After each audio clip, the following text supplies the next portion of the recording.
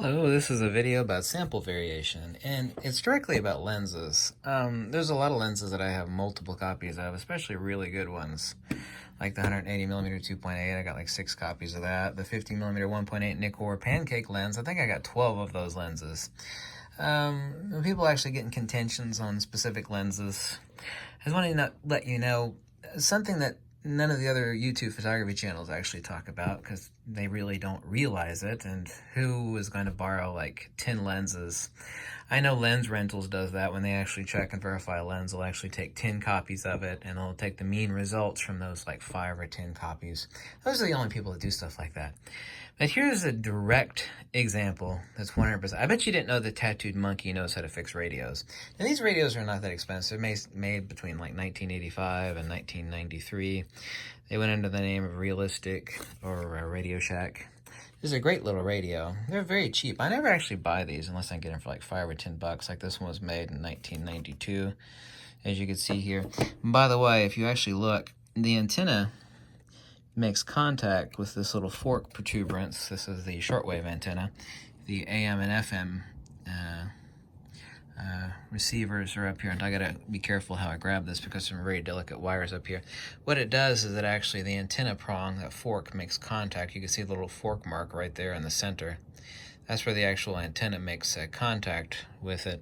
But anyway, there's a shortwave receiving circuit underneath here. Now this is the 350 unit, right? It's long in the tooth. They were never that expensive to begin with, but I mean, I get them like $5 or $10. And I've had several of these, not that I collect them. Like, here's another copy of it. Here's another copy of the same radio. Here's another copy of the same damn radio. Oh, wait a minute. Here's another copy of the same damn radio. Oh, wait. Here's another copy of the same damn radio. I'm actually going to get rid of a few of these and just keep a couple. And I've actually got them graded on the back. That's not an A+ grade. That one is not an A+ grade. Neither is that one. It's here somewhere. I think these are the last two. There we go. You see, I've actually got written right there the grade of the radio. You can't actually see it. It's scratched into the casing there. Anyway, the point being is you would think, and by the way, let's take a look before I actually make the comment here. An intelligent point that people need to realize, and this is about lenses, not about radios, okay? It's actually about a lot of stuff, but especially stuff that's handmade. There's actually a lot of handiwork that actually went into making these extremely inexpensive. By the way, these are really easy to repair. That is, if you know how to use a soldering gun.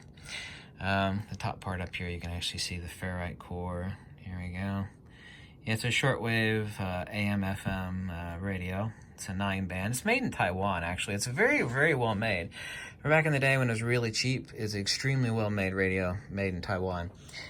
Is that the sample variation and lenses are even worse than this. Every one of these radios, and I've known this for ages because I used to do ham radio, even though ham radio is mostly dead now, is that the sample variation between all of these, and I've known it for ages, but I just went through and, put batteries in and graded all of these again against each other. I just picked up a new one for like $10 and I fixed it.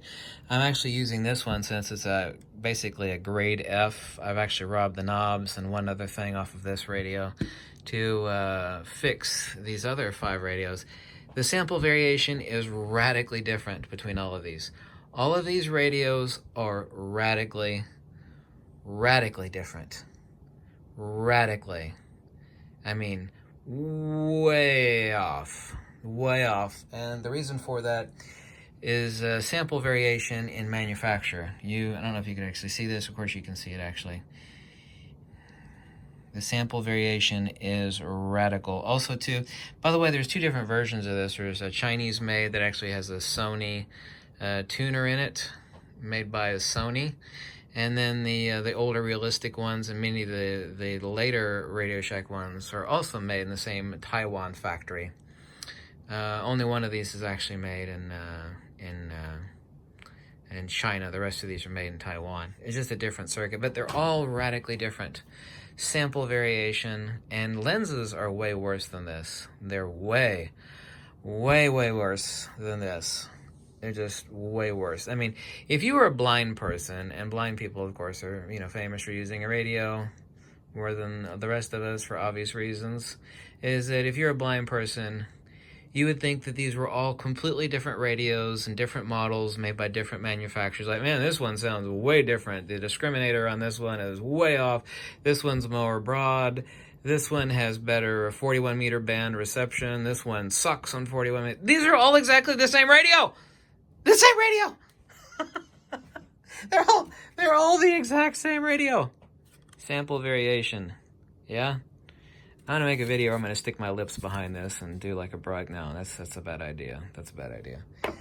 But just take that into consideration. Like when you get a lens and you think it's bad, you may very well have a bad copy of a lens.